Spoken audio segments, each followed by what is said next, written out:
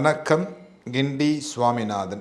மகாபாரதத்தில் முருகன், அது எப்படி மகாபாரதத்தில் முருகன்?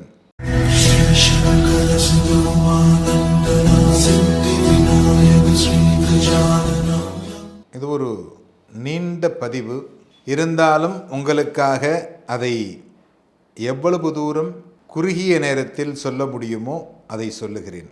இந்த முருகன் மட்டுமே சத்ரு சம்ஹார மூர்த்தியாக திகழக்கூடியவர். ஒவ்வொரு யுகங்களிலும் ஒவ்வொரு காலங்களிலும் இறைவன்கள் தங்களுடைய பெயரை மாற்றிக்கொண்டு தங்களுடைய தொழிலை மாற்றாமல் வாழ்ந்தவர்கள். இதில் விநாயகர், லக்ஷ்மி, சரஸ்வதி 4 யுகங்களிலும் அப்படியே வாழ்ந்தவர்களாக இருக்கிறார்கள்.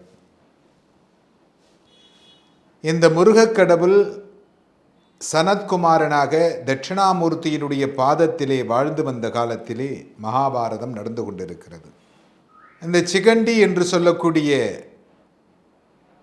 ஒரு பெண்மணி, அம்பாரிகை என்று சொல்லக்கூடிய பெண்மணியாக இருக்கக்கூடியவள், தன்னுடைய தோல்வியில் வெற்றியடைய வேண்டும். பாருங்க, தோல்வியில் வெற்றியடைய வேண்டும்.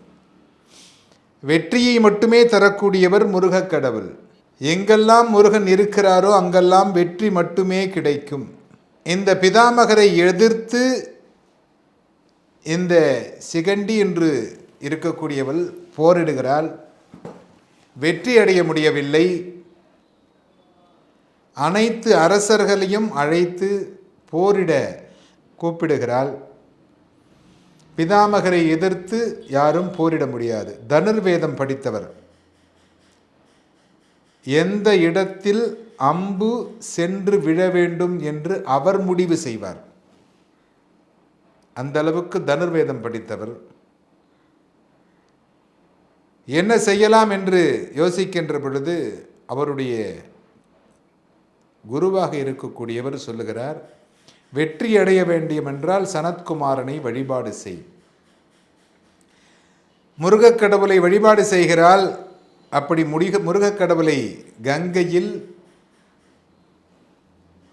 தவம் இருக்கிற பொழுது முருகன் தோன்றி, சனத்குமாரனாக இருக்கக்கூடிய முருகன் தோன்றி வாடாத தாமரைப்பூ மாலையை கொடுக்கிறாள். அப்படி கொடுக்கின்ற பொழுது அந்த மாலையை அணிந்து கொண்டு யார் செல்லுகிறாரோ அவர்கள் வெற்றியடையலாம். பிதாமகரை அந்த மாலையை எடுத்துக்கொண்டு எல்லா அரசரிடத்திலும் கேட்கிறார். யாரும் முன்வரவில்லை.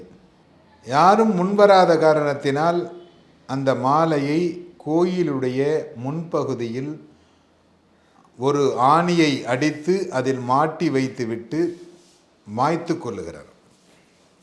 அதற்கு கிருஷ்ணர் ஒரு 2 வாரம் தருகிறார். அந்த இடத்திலே இருக்கக்கூடிய பூத பிசாசுகள் 2 வரங்கள் கொடுக்கிறது. மீண்டும் பிறக்கிறாள். சிகண்டி என்கின்ற உருவத்தோடு மீண்டும் பிறந்து நாளொரு வண்ணம் பொழுதொரு மேனி வளர்ந்து, ஆனால் சிகண்டி தான், இந்த அம்பாரிகை தான் சிகண்டி என்பது பிதாமகருக்கு தெரியும். அதனால்தான் சிகண்டி என்பவள் எதிரில் வந்தால் நான் அம்பு தொடுக்க மாட்டேன் அப்படின்னு சொல்றார் துரியோதனன். சிகண்டி என்பவள் வந்துவிட்டால் நான் அம்பு தொடுக்க மாட்டேன். அதே போல் கிருஷ்ணரும் இந்த சிகண்டியை முன்னிறுத்தி அந்த பிதாமகரை வீழ்த்துகிறார். பிதாமகருக்கு அம்பு படுக்கை போடப்படுகிறது. அந்த அம்பு படுக்கையில் படுத்து கொண்டிருக்கிறாள். இந்த கதை என்பது மிகப்பெரிய கதை, மிகவும் சுருக்கி கூறிக்கொண்டிருக்கிறேன். அப்படி படுத்து கொண்டிருக்கிற பொழுது இவருடைய வேண்டுகோளுக்கிணங்க காலன் காத்திருக்கிறான். ஏன்னா இவர் வரம் வாங்கியிருக்கார். என்னுடைய இறப்பு என்னால் தீர்மானிக்கப்பட வேண்டும். பிதாமகர் வாங்கியிருக்கார் வரம். என்னுடைய இறப்பு என்னால் தீர்மானிக்கப்பட வேண்டும், வேறு யாராலும் தீர்மானிக்கப்படக்கூடாது. அம்பு படுக்கையில் படுத்துக்கொண்டு புண்ணிய காலம் வரும் வரை காத்திருந்து அதன் பிறகு அவர் இறக்கிறார் என்பதுதான் செய்தி. அதற்கு முன்பாக எல்லோருடைய வேண்டுகோளுக்கிணங்க மகாவிஷ்ணுனுடைய தரிசனம் பெற்றவர், மகாவிஷ்ணுவை பற்றி நன்றாக தெரிந்தவர், முக்காலும் உணர்ந்தவர்.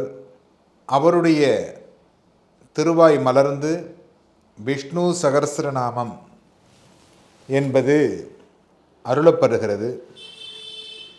இந்த விஷ்ணு சகஸ்ரநாமத்தை எல்லோரும் காதால் கேட்டுக்கொண்டிருக்கிறார்கள். யாரும் அதை பதிவு செய்து வைத்துக் கொள்ளவில்லை. ஒரு ஓலைச்சுவடியில் அதை பதிவு செய்யவில்லை. எல்லோரும் ஆனந்தத்தில் அந்த விஷ்ணுனுடைய சகஸ்ரநாமத்தை கேட்டுக்கொண்டிருக்கிறார்கள். எல்லாவற்றையும் கூறி அந்த விஷ்ணு சகஸ்ரநாமம் முடிந்தவுடன், ஆஹா, இதை எழுதுவதற்கு மறந்துவிட்டோமோ என்று கூறுகின்ற போது, அஸ்வத்தாமன் அணிந்திருந்த அந்த ஸ்படிகமணி மாலையில் அந்த விஷ்ணு சகஸ்ரநாமமானது பதிவு செய்யப்பட்டது. இன்றைய தினம் நீங்கள் எல்லோரும் பதிவு செய்கிறீர்கள். நீங்கள் பேசுவதை, நான் பேசுவதை இந்த ஒலிபெருக்கி மூலமாகவோ மற்ற மின்சார சாதனங்களால் பதிவு செய்கிறோம். அதை அந்த காலத்திலேயே அஸ்வத்தாமன் தன்னுடைய ஸ்படிகமணியில் அதை பதிவு செய்து அதை எல்லோருக்கும் எழுதி கொடுத்தது அப்படின்னு சொல்லுவாங்க. விஷ்ணு சகஸ்ரநாமம் அப்படிங்கிறது இந்த பிதாமகரால் நமக்காக தரப்பட்டது. ஒவ்வொரு காலங்களிலும் நமக்காக ஒருவர் அவதரித்து அந்த அவதார புருஷனாக இருந்து நம்மை வழிநடத்தி இந்த மக்களுடைய அனைத்து துன்பங்களையும் போக்கி நல்வழிப்படுத்தி இருக்கிறார்கள். அப்படிப்பட்ட பிதாமகரை போற்றி வணங்குவோமாக.